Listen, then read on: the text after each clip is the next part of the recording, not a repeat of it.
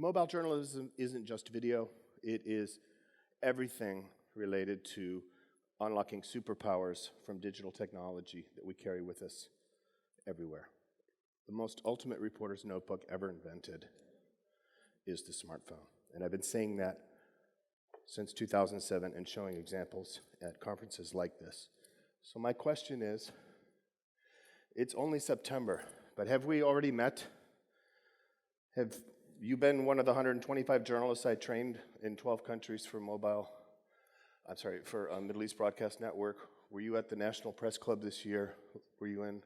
If you were at my workshop in Italy, we would be doing this at 5:30 in the morning. If you come to Italy in April, come to the International Journalism Festival. In the Alps, London, Singapore, like I said, it's only September. Is anybody here from Ukraine? Odessa, did I train you in Odessa? Ivano-Frankivsk? It's been a busy year for mobile journalism. Can you tell people what this is? You read Ukrainian, right?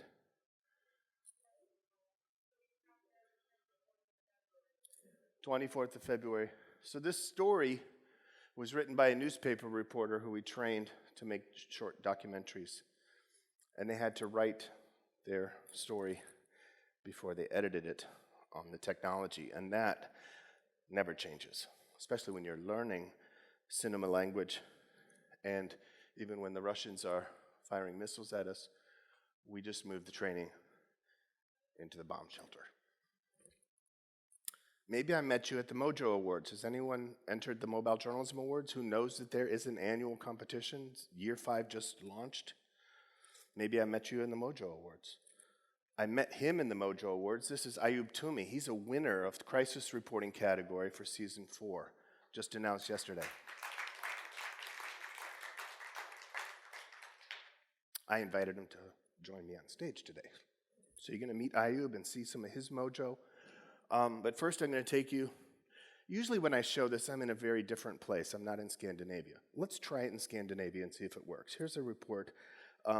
Because mojo is a mode. It is a way to be kind of like a Boy Scout, Girl Scout, always prepared to be able to use your most ultimate reporter's notebook to find, capture, kill, and share amazing moments. And that means even if you're on holiday in Iceland and a volcano explodes.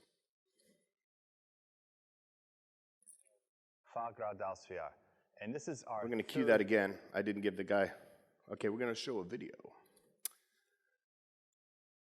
The volcano is called Fagradalsfjall, and this is our 3rd visit to this monster.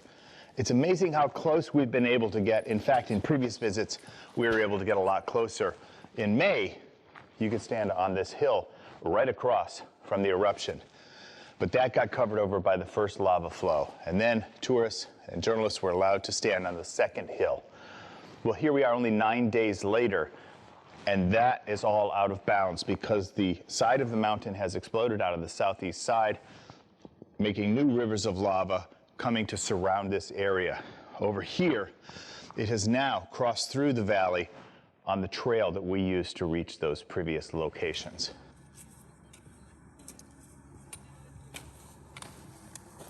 It's down in now a lower area where it's about a 10 or 12 minute walk for tourists who can come up to the edge of the glowing hot lava.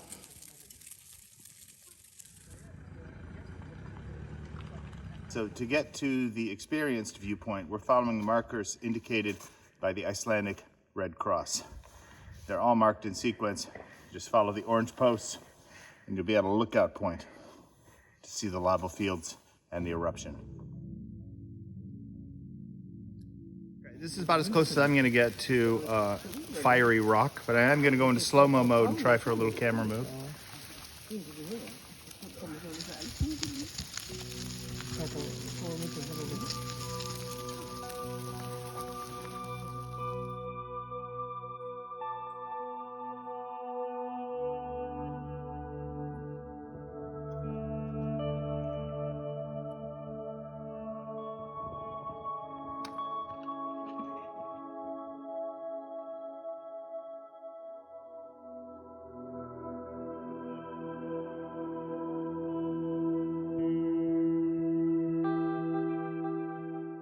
Fagrodalfio.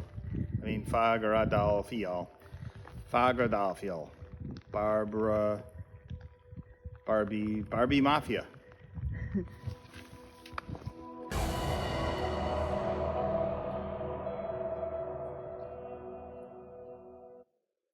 That movie was filmed with those devices.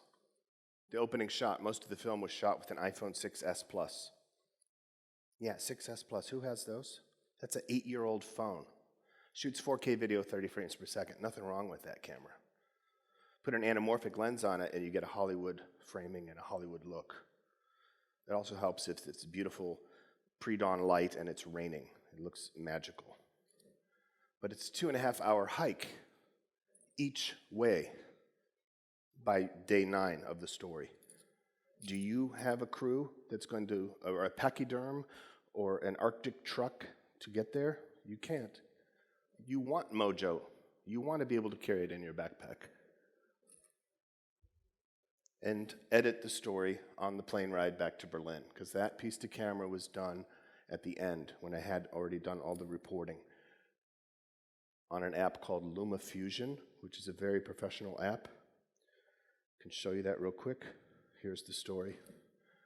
There's all the shots. Once it's on the phone, you can airdrop it to your iPad. It all works beautifully. It works if you understand the language and the workflow, which is why I get paid to go around and train classically trained journalists who primarily work in text, either spoken or written. Because the reporting has to start with pictures. And that's a workflow. Like I showed you, the handwritten script from the Ukraine journalists. We had 18 newspaper reporters for 1 week in Ivano-Frankivsk, 1 week in Odessa, making films. And that's what they struggled with, but that's what the training was, is that they couldn't write that script until they had reported in pictures. And that took some of them till 9 o'clock the night before they had to turn in their stories. But they all got over the line. And what I mean by that is when you learn picture language, when you unlock some of the tech that you carry with you, you can have amazing storytelling potential from wherever you are. I guess it's time to go to another volcano. This one, I'm just showing you an app, just a mobile app. Almost all of them let you put text over pictures. The question is, are your pictures telling the story? Let's now go to a volcano in Patagonia, in Chile.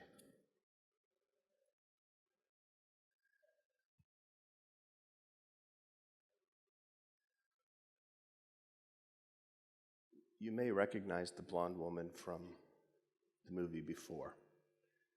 But in both these cases, the films are not about her. Learning filmmaking and cinema language and using mobile journalism, using the kit you have to practice it every day, unlocks advanced storytelling concepts that you can take advantage of, such as the use of a proxy, an avatar. That story was not about Yurdis, was it? It wasn't about her adventure, it wasn't about her travels, it wasn't about the 3-hour hike she got up there and how she found it alone. By filming her using a specific shot pattern, I, as the journalist, am able to use that material to tell other dimensions of the story, like the history of that place. Okay?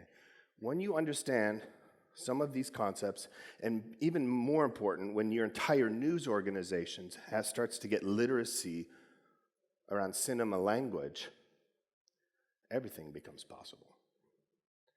But if you're assigning people with skills like this guy has to cover press conferences or do stand-up lives, you're blowing it. If everyone knows that there's a 6-shot pattern, if everyone knows there's at least 10 ways to do videos, if everyone knows how to get the right settings on their phone, that news organization moves forward. And then when you get to work with the real specialists, by the way, this is Singapore, this is Channel News Asia. These are executive producers. Each of them is responsible for 1 hour of television a year. So it's super top-end television programming. They do culture affairs reports. They do 4 stories a year, each of them. 4 stories a year, can you imagine? And they wanted to know what I know about Mojo and what's possible, so that they can even take, they have budgets, they have $500,000 budgets for their programs. They hire crews around the world. They're interested in integrating Mojo. That's really exciting. Using a camera like this, a 360 camera, gives you some special shots, gives you kind of drone shots when you can't fly a drone. Anyway, so I do this, I teach, I write books, and I try to unlock as many ways to share this information with as many journalists as I can. That's why I built a studio in my flat in Berlin, where I live. And you can see I even use my old 6S Plus there as a sky cam so that I can show you exactly what I'm doing when I'm editing a film and I'm teaching you mobile journalism. That's my work from home. I can live switch between 4 camera shots at the touch of a button. I don't need a crew. That's another use of mobile journalism, is to make low-cost pop-up video productions. So maybe I've met you in one of my courses. I've been doing certificate courses for mobile journalism long before the pandemic. I was doing online courses with journalismco.uk, with the UN, with Singapore Press Holdings, with Build, and universities. And like I said, that's what I did with MBN. And so my colleague is at the back when he probably needs to be walking towards the front, because this is the time when I'll introduce not only a trainee, but someone who won the Mobile Journalism Awards this year. And this is Ayub Toumi. Ayub, I'm going to open up your presentation here.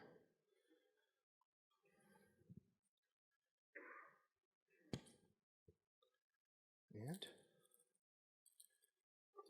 take it away.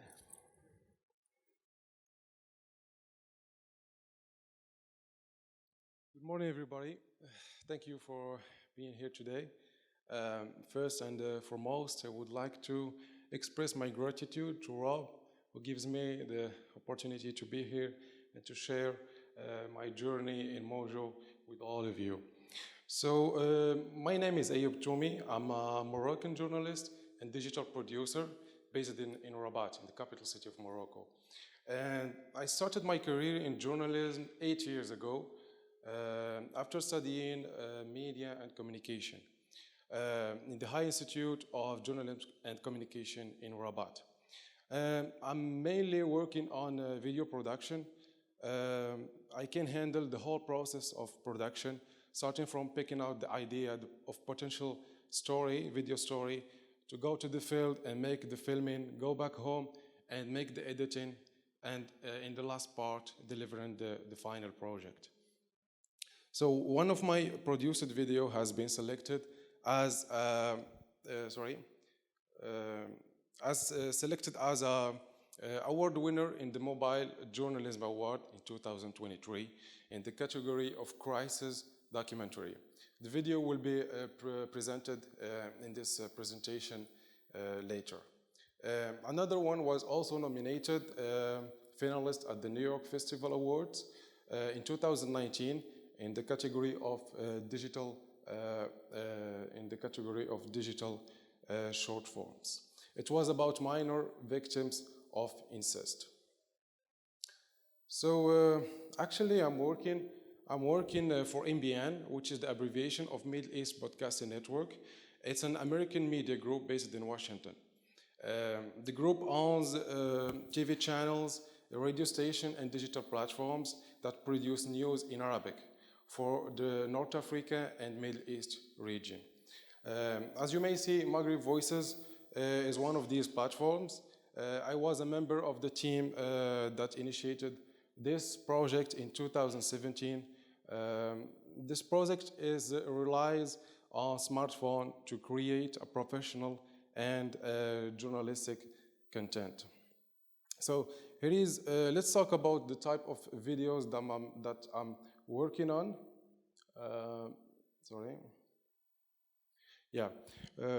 There is the 4 types the types of videos that I'm working on. The first one is the human and the success stories. Essentially, it's a video of 1:30 to 2 minutes where we spotlight an individual with a compelling story. Never mind if it was sad or a happy story, it just should be interesting from a journalistic perspective and for our audience too.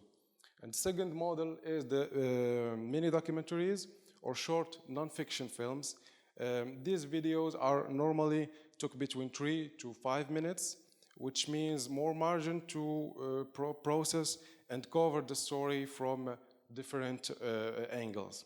However, this type of production primarily focuses on a specific topic or crisis or phenomenon.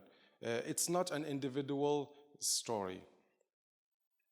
The third one is the interview. It's a classic one, but adapted more to the social media. Otherwise said, the interview is published on a separate videos of 3 minutes maximum and contain quick response from the guest. Last one is the Vox Pop. All of you know Vox Pop. Usually this video about 30 minutes in duration, where we caption the public opinion about a specific topic. So here is some examples.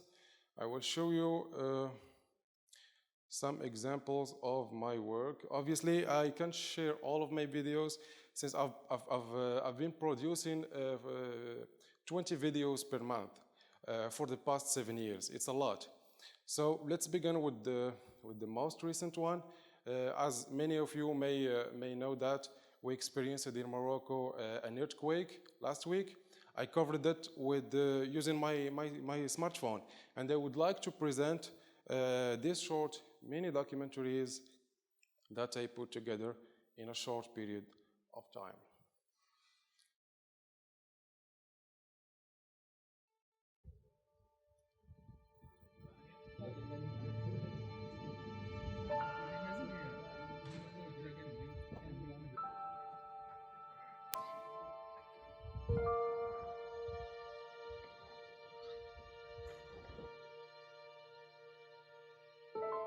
وملي جينا كنحفروا هنا من نقول لك من 6:30 ديال الصباح حتى 12:30 ديال النهار. يلاه بحال ما لقيناش. ملي وجبدناه وبدينا المسائل وخلينا هادشي هكا صافي. يعني كان فيها عمي وكان فيها شي نعاج، سبحان الله العظيم، يعني هو راه توفى طاح عليه الدار، والنعاج سبحان الله العظيم ما وقع لهم والو.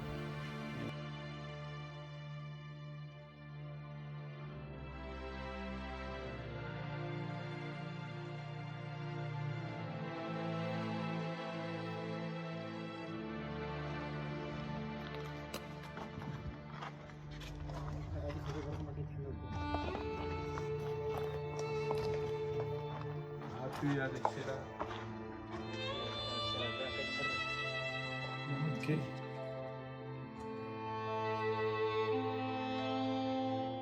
يعني راه الناس حتى الناس هنايا راه يعني كاينين الديور اللي طاحوا كاملين وكاينين اللي مشقين، يعني على اين يعني راه غير لائقه للسكن. حتى اللي مشقه راه ما يمكنش انك تعيش فيها، حتى الا عشتي فيها راه كتعيش في واحد الرعب، يعني ديما غادي تعيش وانت موسوس. هذا هو الاشكال في هذا الشيء. والناس دروك راه كاينين غير في الجنانات، يعني كاينعسوا غير في الزنق.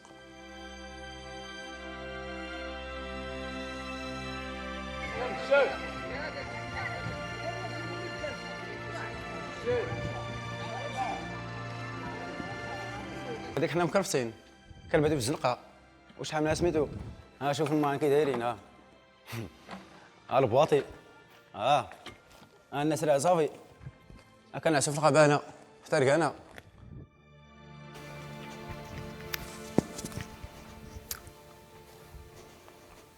حوايجنا و3 ايام حنا كنباتو هنا، 3 ايام والتراب. لا اله الا الله محمد رسول الله. فين كنباتو العيالات هنا والرجال تما، البهام ديالنا هنا. ودي لا اله الا الله محمد رسول الله صافي.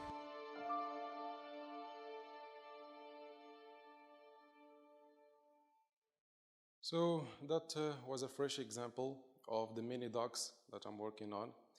And here is another type of videos that I produce. It's an interview.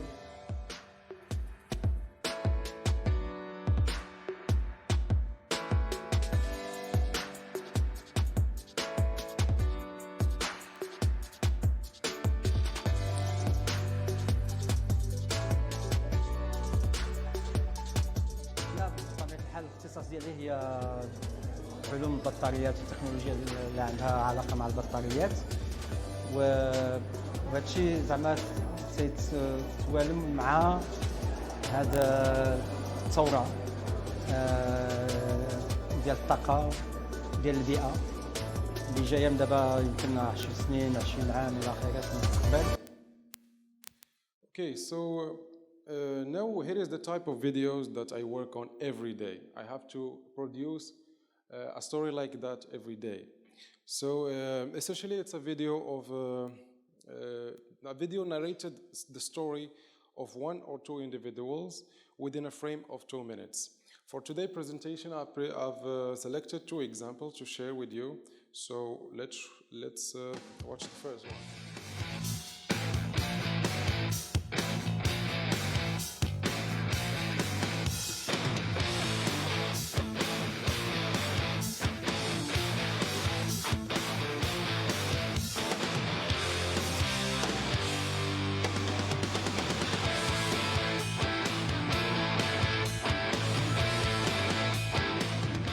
في الحقيقه في الاول ملي كتكون يلاه كتعلم وكتولف على العلو كيكون شويه ديال الخوف، كيكون داك الاحساس بالخطر.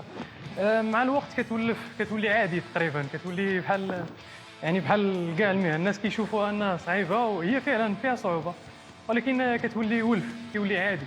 وبالعكس حنا ملي دخلنا هذه المهنه عشقناها، لقينا فيها راحتنا، على حساب ما قلت لك، على حساب السفر، على حساب ما كاينش الروتين. ما كنحملش انني مثلا نخدم في واحد البلاصه مضغوط، واحد البلاصه اللي ما نخدمش فيها عقلي، خصوصا ان هنايا كاين التفكير بزايد. هنا خصك تفكر في كل حاجه، تفكر بحال كتلعب شطرنج، كل حاجه كتفكر بها بالقياس.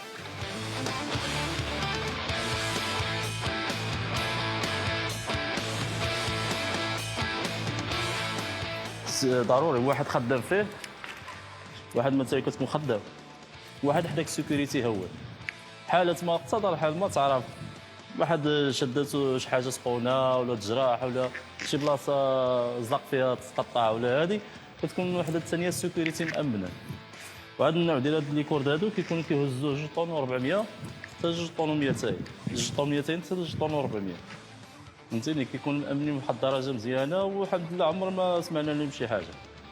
لكن واحد بنادم في هاد الخدمه هادي ما خصوش يثق بزاف، ما نقولش رانا معلم ولا حقا عمر ما وقعت شي حاجه ويقدر يبقى خدام بحال هكا وزق، عمره ما وقعت شي حاجه بالكرده وحده وصافي ما يبقاش يدير الكرده الثانيه ديال السيكوريتي، دائما خصو يكون داير احتياط. So let's skip the second video and go to the mini docs.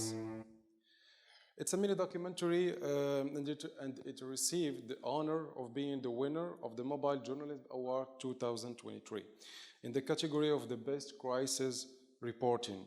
Just would like to mention that before we begin the video, the voiceover is provided by a friend because my English accent is so terrible, so that's why. And let's watch.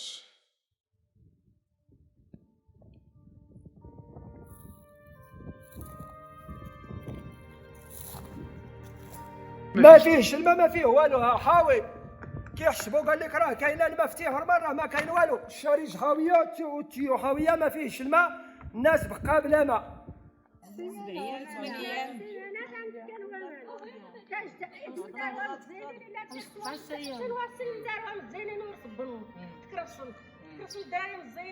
By coincidence, this black traditional outfit seems to be the way to protest water scarcity. Here in Tigerman village, in the region of Tarudant, 600 kilometers from the capital, people are living without drinking water.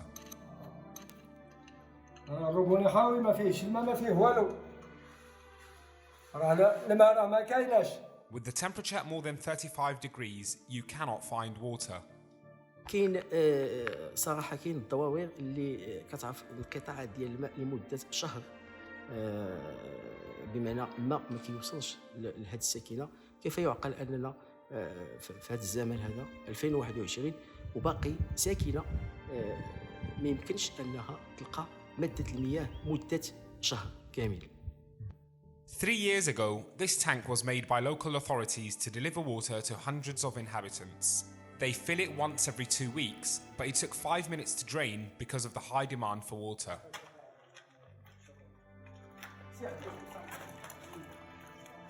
ها الماء تيديروا الماء في الطارو كيعمروا الفيديو بالماء ها راه ما كاين الماء عند الناس. 35 kilometers from this miserable village, another one where people can't easily get this basic matter. These brave men from Umslit village are taking the initiative to help themselves and families by establishing alternatives to get water. تركتها هي كتحفر باش يدوز التيو يدوز القادوس يوصل للبير فين محفور لانه هذا السلطه هذه كانت عندنا هذه والشريج ديال الجمعيه هو هذاك هذا البير ما جابش فيه الله داك الشيء اللي كيعطينا ما كافيش يعني 5 دقائق ديال الماء اللي كيعطي ما تماش.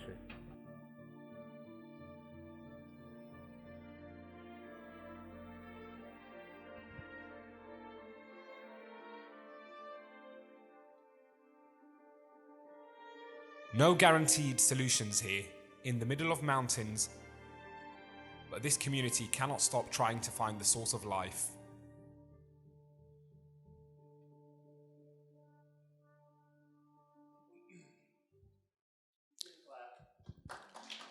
Thank you. So, how I use my smartphone to make a story. Basically, most of the video contain 2 elements: the B-roll sequences and the interviews.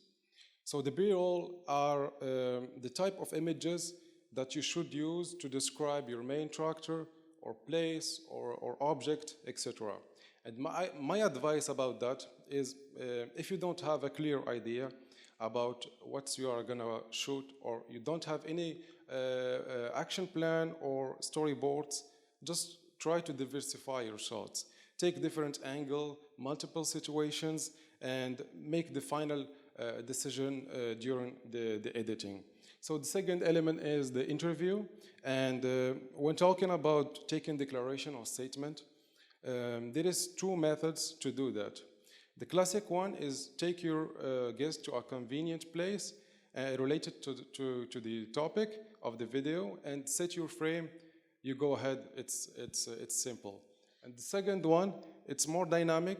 Here you can record the interview during an action or staging movement. That means you can ask the main character to ask him the question while he's doing his job or his hobby, whatever, but something essentially related to the subject of the video. For example, here is an example. Sorry. So the first one is a dynamic interview. I took the interview with this girl while he is driving he driving the car, the bus. Okay, and the second one is the same video, but with his father, which is also a driver of the same bus. They switch the shift every day. So the first one is dynamic. She is driving the bus. And the second one with his father, static one, just his father standing up and his daughter in the background. Okay, so that can give you a more interesting interview that combine between B-rolls and interview. My setup and gears and accessories, all the video that you have watched are filmed by a very simple set of gear. As you see, iPhone 11 and iPhone XR and wireless mic from Sennheiser, lighting panel and tripod. It's really simple, and actually you don't need a expensive Mojo kit to do the work. Sometimes I film my video without a tripod or lighting panel or even a mic. Without mic, I can shoot and produce a story. I will show you that later in the tips and recommendation part. Here, we're gonna talk about Mojo and the street. Being a mobile journalist means that you're ready all the time and in any situation, even if you are in vacation, to collect the story that you may cross on the street. That's the power of having a smartphone on your pocket and the knowledge of using it with the full potential. 1,000 times I have been walking or hanging out with friends, and boom, I saw a story in front of a potential story, and I take the decision to go to film this story. In such a situation, you have the opportunity to cover a fresh and unique story that no other journalist before you, that no other journalist has seen before you. Okay, so here we are gonna talk about the inconvenience. When doesn't Mojo fit? Let's talk now about the situation where a smartphone cannot help you make the job. I didn't come across a lot of them, but here are some, according to my experience. For example, at the zoo, one day I had to make a story about the refreshing meal served to animals. It's like freezed meals served to animals during a past heat wave in Rabat Zoologic Park. So obviously you can take a 1 meter video shot in front of lion. It's impossible. So you can't take a medium shot or a medium close-up.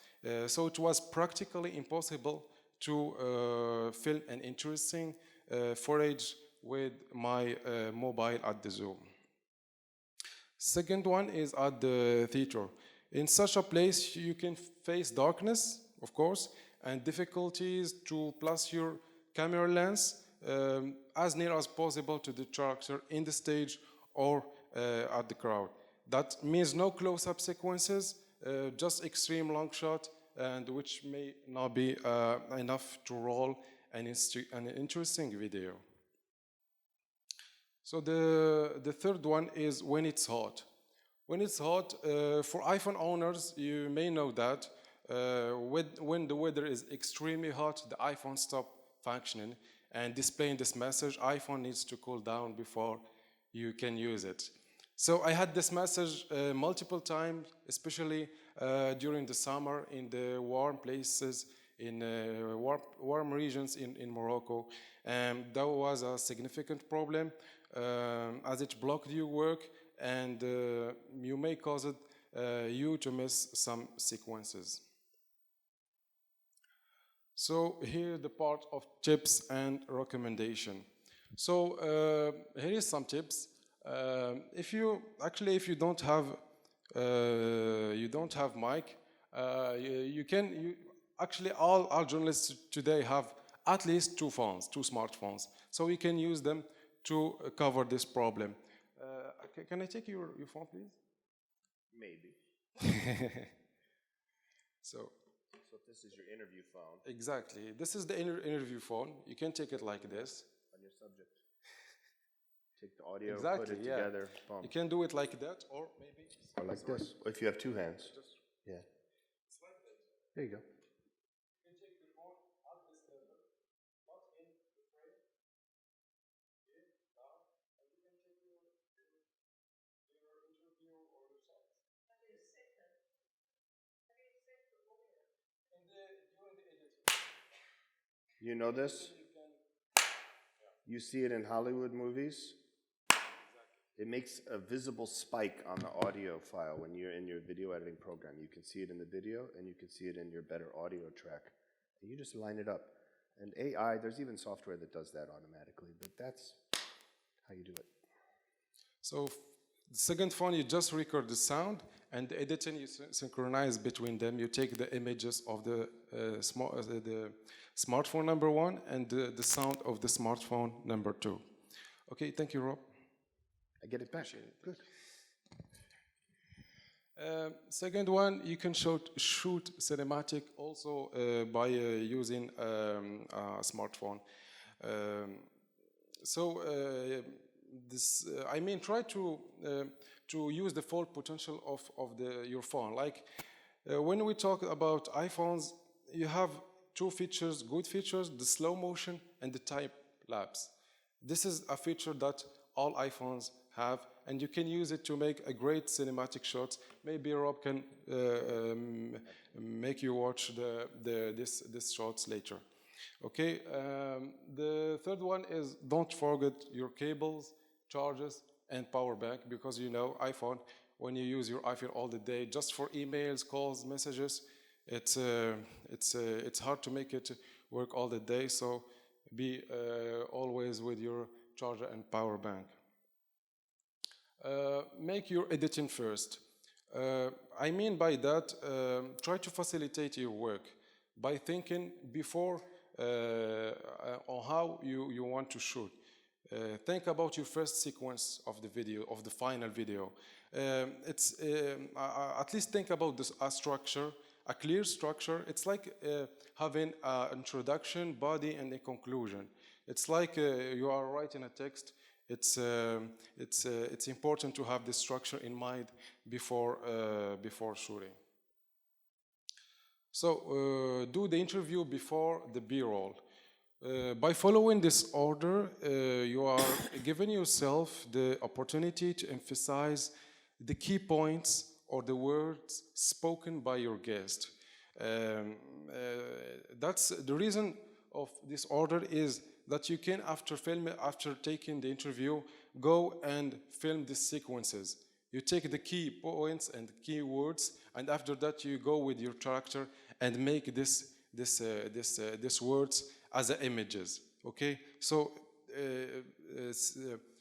always do your interview before the B-roll. It's like you make the statement as a central thread of your final video. And utilize the second font for close-up sequences to add visual diversity to the video. In order to make your footage more diverse and interesting, try to take other frame shots with your second phone. If you have a phone, your main phone on a tripod, take your second phone and take multiple shots from above, from down, from right and left to diversify your shots. And that's I think that's all. Thank you, everybody. Thank you for being here. Ayoub Toumi, everyone. This is his first presentation. You did great, man. You did great. And really great advice, and I second a lot of what he's saying, as you'll see. I'm just going to switch back. Look, we have, you can see I've got like 20 different presentations. This is a big universe. There's so many different ways to do Mojo. Some people just use lives. They just use, an app and go live, and that's one of the ways they do Mojo. So I get a lot of questions about what apps do I use. As little as possible. Just like Ayoub was talking about, you take as minimum as kit as you need for the assignment, for the task that you need to do, right? It's the same with apps. You want to, so this is all I use, really, on the bottom. That's why it's on the permanent tray. I need to be able to take great pictures. I need to be able to find great pictures. And I need to be able to edit great pictures. Because no picture, no story. The other apps are nice. They're kind of one-off. The one on the top's nice. Point your phone at it. You'll get my contact information. That's great for when you're going around conferences like that. That's a free app called Hi Hello. You can have 4 different versions of yourself. That's my conference card. Voice record is great. So a lot of radio reporters like that, like Neil Augenstein in Washington, D.C., all Neil needs is his phone, and he has like a windscreen that goes over it when he goes outside, and that's how he does Mojo. There's so many different ways when you start to unlock this reporter's notebook for things that you can do. Drafts is great. That works with my watch. If I've got something happening here and I want to get a really great quote, Ayoub, tell me something really cool, and we're just going to translate it right now in real time into text, and then I can get it on my phone and get it online. Happy today to be with you, all of you here, and welcome to the Mobile Journalism Workshop. It's all translated in real time on my watch. It's also on my phone when I open that app. Boom. Done. Done and dusted. So there's so many cool ways. I show more. This is a page from my book where I talk about, what's on Android, what's on iOS, what do I use in the field, what have I played with. And the reason I show this page is because it's a really cool app that'll let you use 2 cameras on your phone at the same time. It's called Double Take. So you can select which cameras you want, and then you can do stories like this.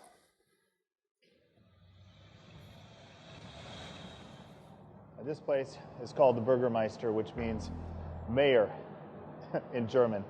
And of course, this is not the mayor's office of Berlin, but we're going to find out if they have a good cheeseburger. So while I'm waiting for my cheeseburger, let's take a look at this building, which was obviously built as a toilet. There's the women's side, there's the men's side, Männer. But the only men inside here are making burgers. That's it. There's my burger.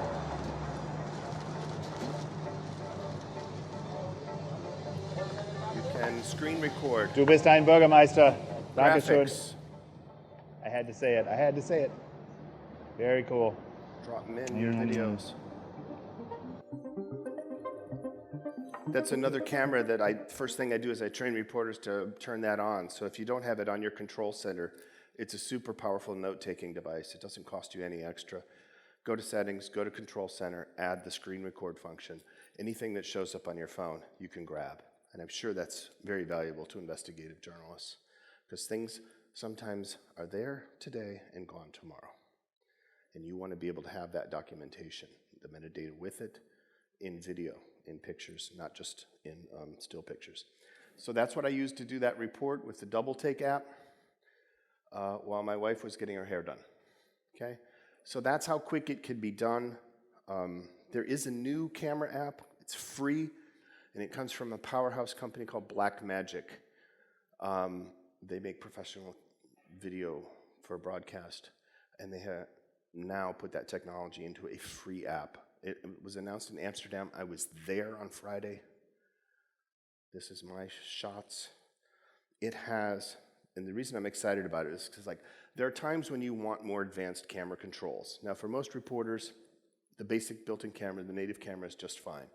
But there are times when you want to enable a superpower that's only available on a professional camera app and only available on a late model iPhone, and that is to shoot in ProRes. Problem with ProRes, if you just enable it on the native camera on your phone, it's going to do ProRes 444 or 422 HQ. Really, really huge video files. I mean, mega. And that's a problem for Mojo. It just cramps your workflow.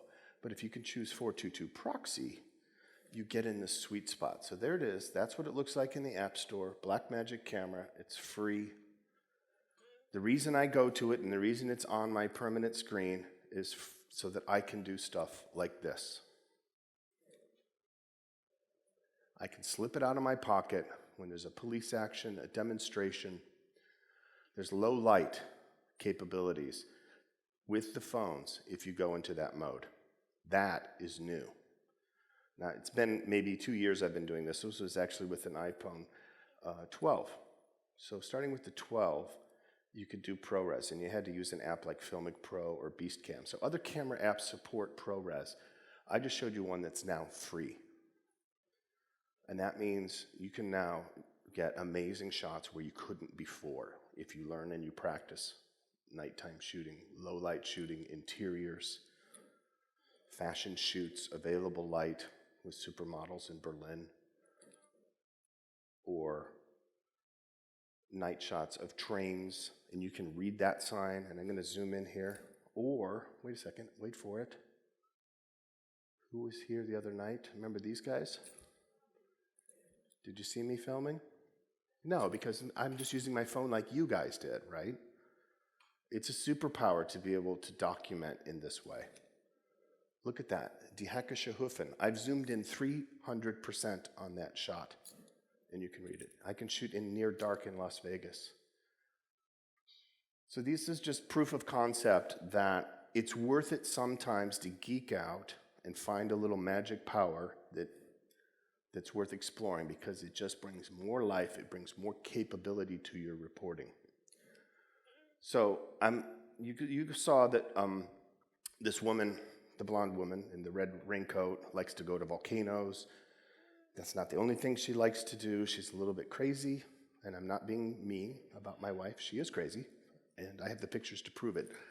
In fact, we did a 21-day report bicycling between Berlin and Copenhagen. It's 700 kilometers, and every day we did a short story. You can see that here. We've done the hashtag Mojo Trek for at least 10 years now, so if you search on YouTube for Mojo Trek, you'll find it. That was one thing we did during the pandemic. Last year, 700 kilometers wasn't enough. We needed to do a 1,000-kilometer bike tour to Budapest, and we called it the Grand Budapest Bicycle Tour. You can catch the QR code there, and you can get to it. And we brought a new fella. Now my wife is a licensed drone pilot. So that becomes part of our Mojo gear. So we got our phones, we got a little magic camera where I use the 360, and we've got a little flying friend. And everything fits in the backpacks, including all of our camping gear and cooking gear, because that's how we roll. Like I said, my wife's crazy. I got the pictures to prove it, and I've been writing about it for 16 years. She is the first Mojo in Europe. She was the first.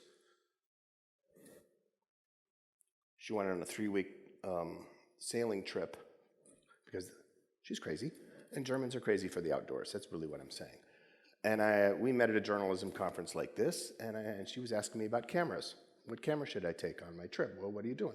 And I said cheekily, have you told your editors you're going on this trip? And she's like, why would I tell them? It's my holiday. I'm like, because you can take your audience. And anyways, one thing led to another, and they outfitted her newspaper outfitted her with the little camera I suggested, a laptop, and a satellite phone. And that is still the way you would have to report that story that takes place in the middle of the Atlantic Ocean. You just might use Starlink instead of the Iridium. Now, you might think these ideas are crazy, and it's good to do research and figure out what's possible. But guess who now is doing Bicycle Mojo? That's right, Kate Vandy and Anna Holligan have a portable broadcast studio built around mobile journalism. These little crazy ideas give other people with big budgets better ideas. It's fun.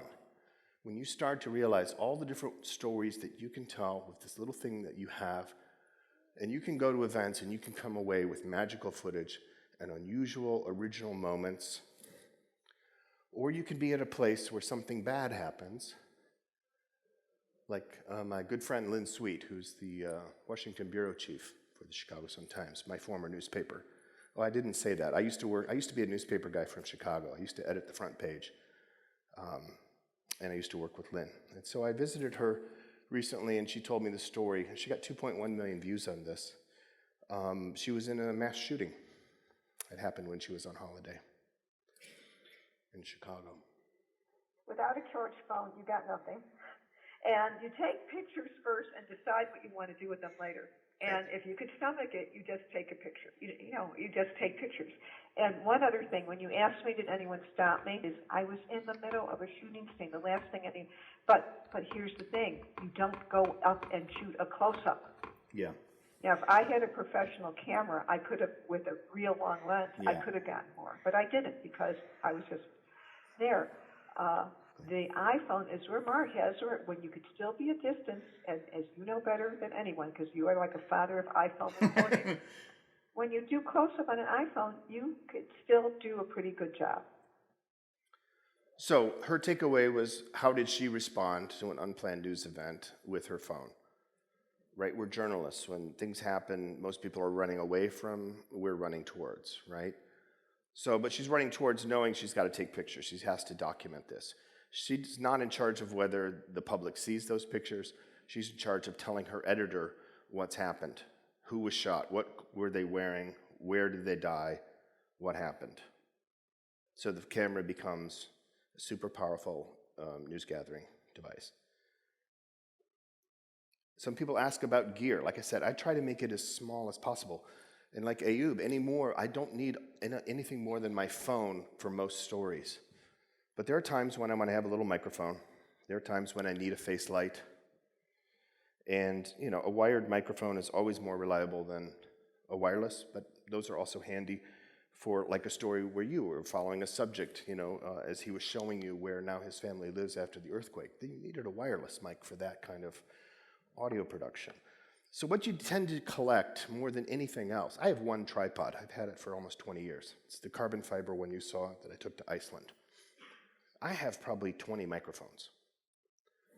That's what you tend to collect. If you're a BBC reporter, that's how they're going to outfit you for Mojo. And that's a lot. That's a lot to set up. 2 wireless mics, a wired mic, an ND filter, a grip. If you're with MBN, by the way, you're getting, this is what's coming to you. I didn't choose all this, but it was chosen by their producers that they wanted to outfit 125 reporters. They wanted to give them the capability to do many different types of video production with their phone, all centered around their phone. When I saw what they were buying, their budget for a kit, I realized they did not charge enough for my training. That is a lot of gear. And you need to be trained on it. So we did some trainings in Washington with about 20 of them to really go through the paces, different scenarios. How would I do an interview? How would I do different types of live production?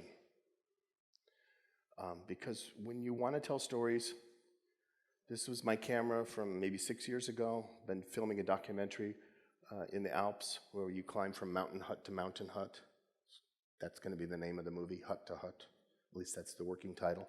That was my camera 6 years ago because it's got to fit in my backpack, you know? That's my camera from this year's hike. Same idea, it just gets a little better refined, a little better quality, you know? Yes, question?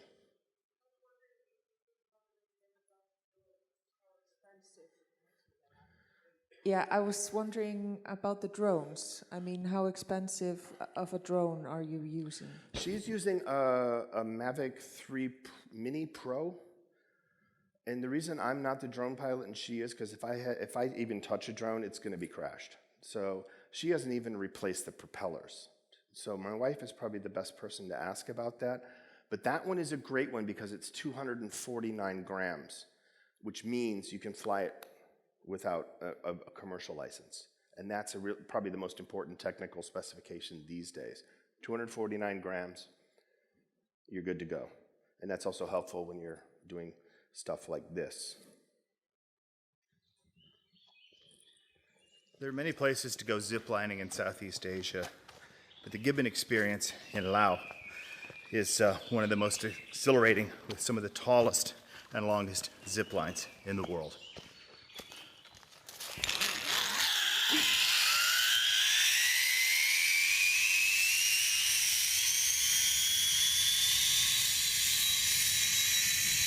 I told you she's crazy.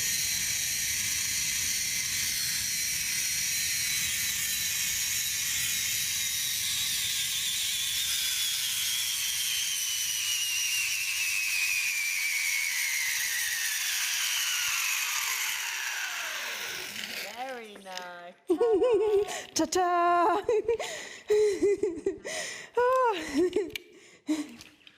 And you're not going to be staying alone in the treehouse. There's really no private rooms other than the bathroom, which of course is open air.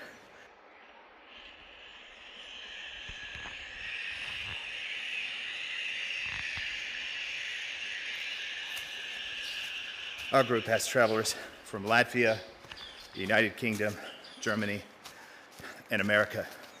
And of course, this American was not alone. I found a fellow Chicagoan on this venture. I'm here just to explore the world and have fun. Zipline, mostly zipline. We've been deep in the rainforest in Laos, and we're at the Gibbon experience. We've been in the tallest treehouse in the world, and we've been ziplining around the jungle for the last 2 days. That's my drone fell from the tallest treehouse in the world. So I had the downward vision positioning system off, but the side sensors were still on, and I tried to take off from inside the treehouse.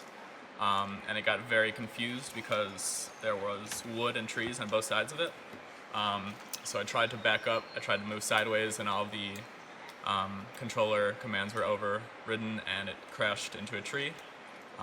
We have it on video, but it fell all the way to the bottom of the tree.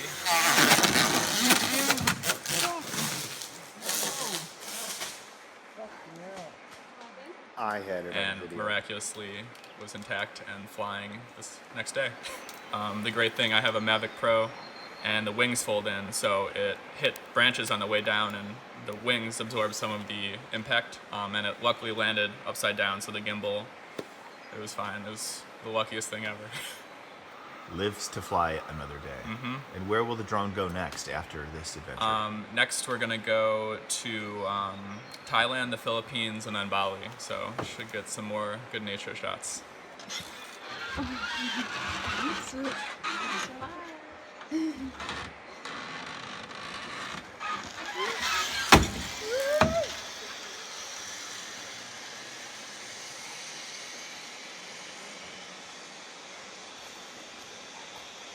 The guides will zip in the morning to provide a hot breakfast, hot water for tea and coffee, and even hot chocolate.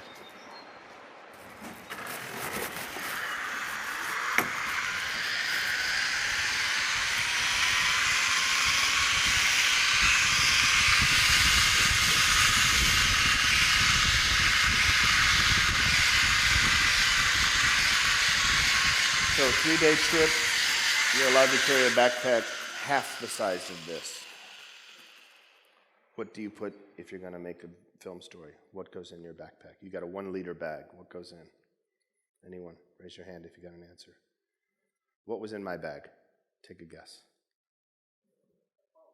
A phone, my wife's phone, but those were in my pockets. They're not even in there. Oh. Keep the sound down. A power bank, because there's no power.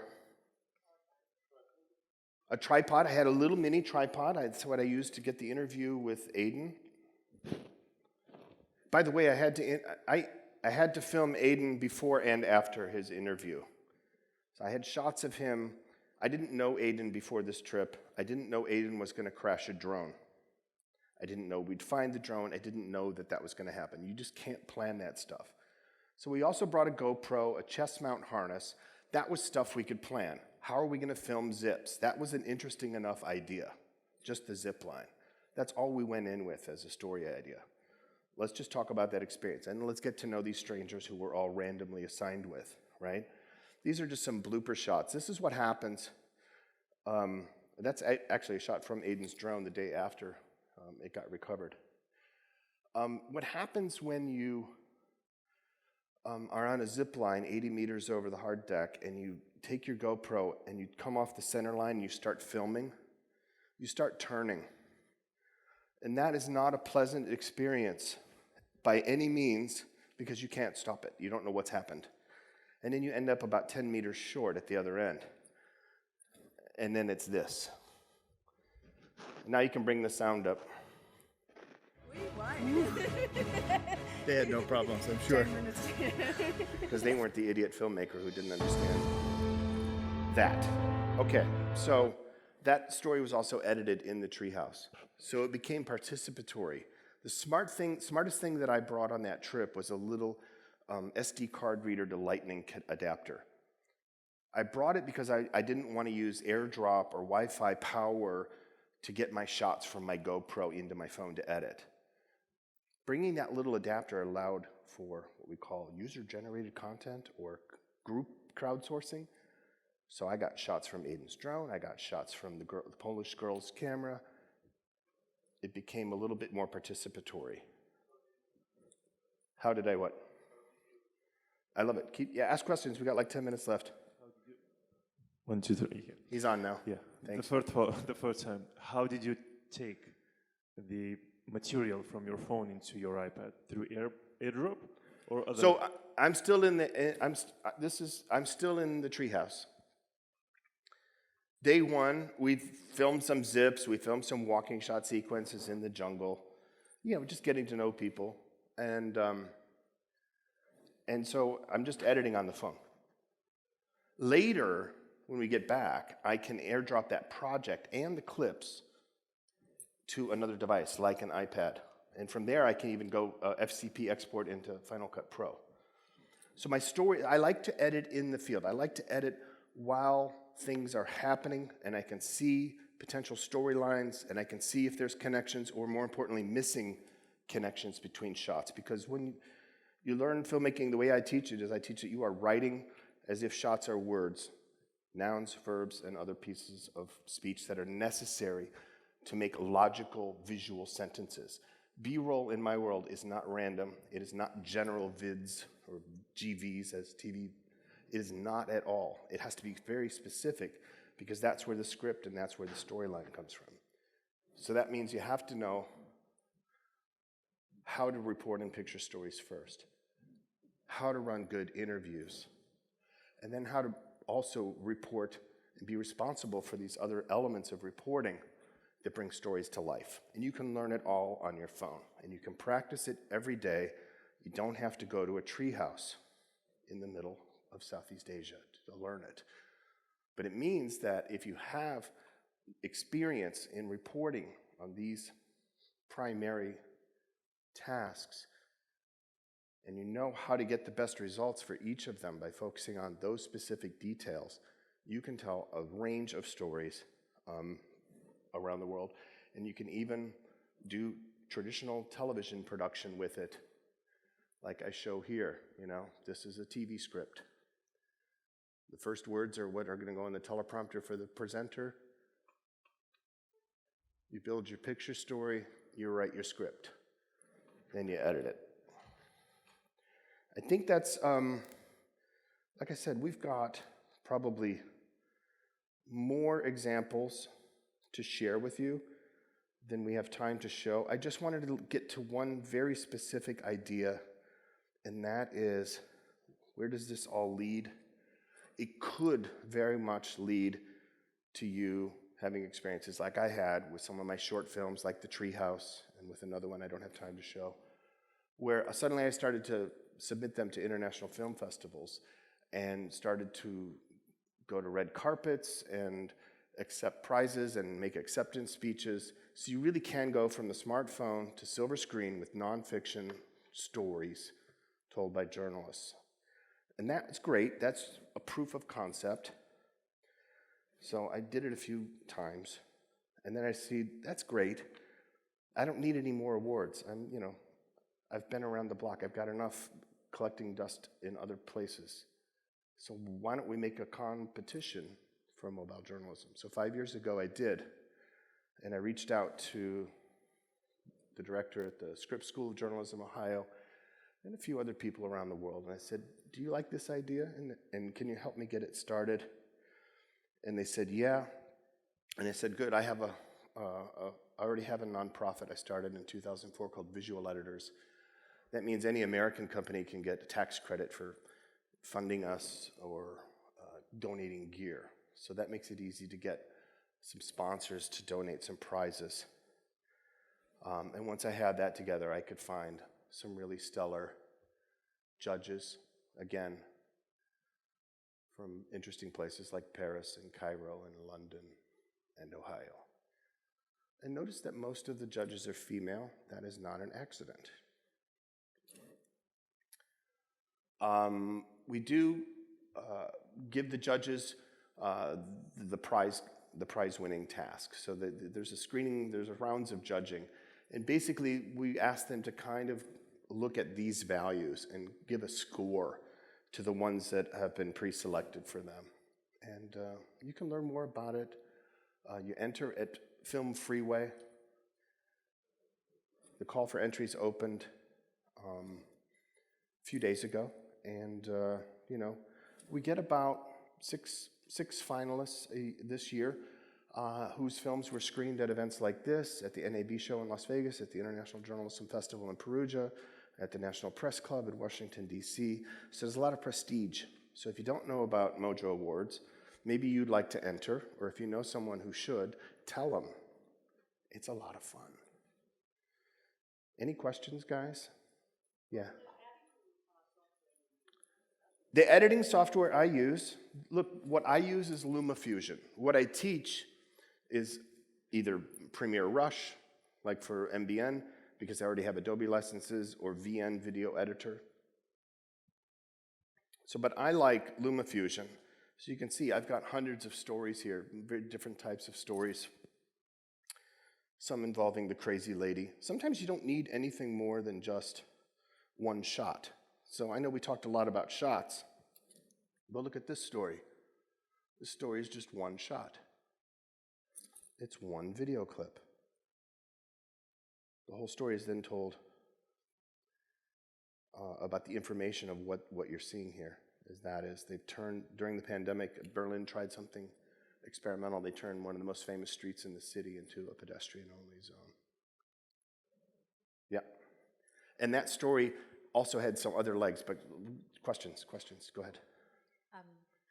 You work with a lot of news organizations. Have you, especially those who do on-the-ground reporting, have you ever, or do you have any experiences with or advice for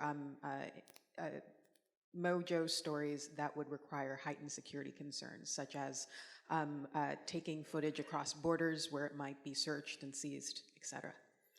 Yeah, I have a whole module in my Mojo course exactly on crisis reporting, and I have a former Reuters war reporter talk about 12 different issues related to this, more than we can get into. So yeah, that is. Maybe, Ayob, you have some specific examples of what you have to do as a Mojo for security?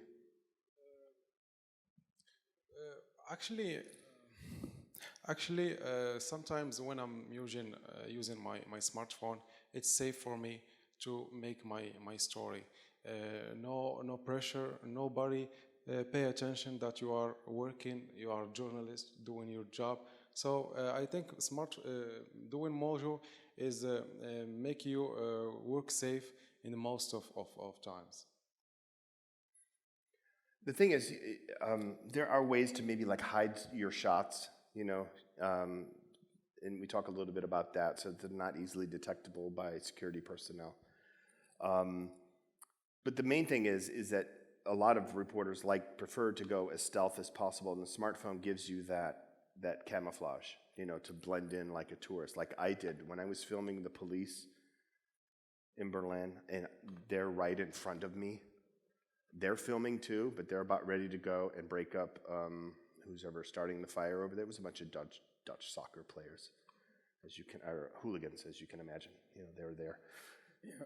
Too much fun, too drunk, and so I was there, and they didn't even see me. I mean, if they saw me, they wouldn't think anything about it. I just blended into the scene. So the phone helps you do that.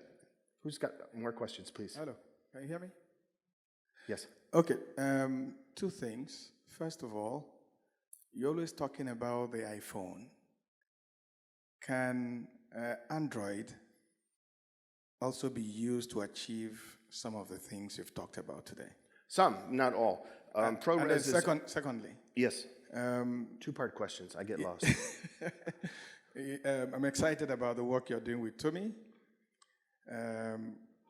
Do we have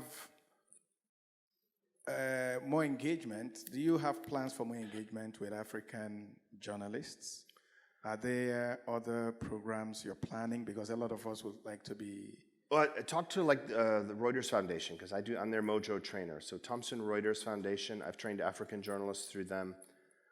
When I went to Ukraine, it was through a Swiss foundation that does media development. So a lot of times when I'm working in countries, it's because I'm sponsored by a media development program that's being done, or directly for the training manager or the editor-in-chief or whoever's in charge of a big media outlet. Are you very expensive? I'm somewhat expensive. But I have education rates and media development rates, yeah. Thank you. Tell us. One more question. Tell us about... And Android, I'll come back to Android. About 360, please. So, okay, this camera, check this out. You see what I did here?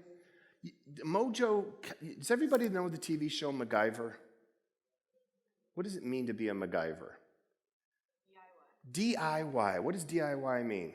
Do it yourself. It means kind of like invent little solutions, like taking the lighting clamp down from your ceiling grid and finding a way to attach it to your 360 camera so you can put it on your bicycle, and you can get magic shots as you bicycle to Copenhagen that you could never get with a drone, you could never get with a bigger camera unless you had a camera, a crew, and a lot more expense. So discovering and embracing your inner MacGyver, whether it's a 360 camera, an Android, people have done amazing stuff with Androids. It really doesn't matter. It's just with iPhones, especially for broadcast television production, it's a much more consistent platform for the apps, for the footage, for the workflows, for the technology. For freelancers, it doesn't really matter because at the end you're outputting something that's either finished or you're just submitting clips. ProRes, this low light stuff's only available it's an Apple technology. ProRes was invented by Apple probably 16, 17 years ago. Do you remember when we had little Sony cameras and they had little cassettes in them? I sound like such an old guy. With tape, digital tape, DV tape. Well, if you wanted to get your footage from that tape into a computer, you had to put it with a cable, and guess what? ProRes was the compression codec that Apple invented with Final Cut that made it possible. That's why they own the technology.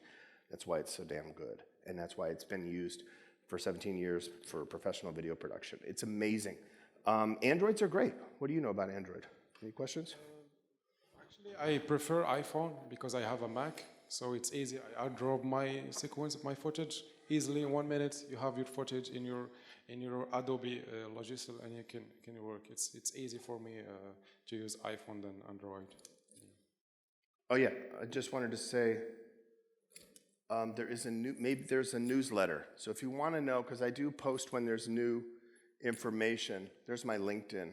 So you can follow my newsletter there, connect with me for questions about gear, training, or apps. So that's another place we may have met. Maybe you're one of my 900 newsletter subscribers. I write very occasionally, only when there's something interesting that I think that you might find interesting in the world of Mojo. I'm Rob Montgomery. This is Ayoub Toumi, everyone. Award-winning mobile journalist. And this is Rob, the father of mobile journalism. You could be next. We'll see you guys. Thank you. Cheers. Thank you, everybody.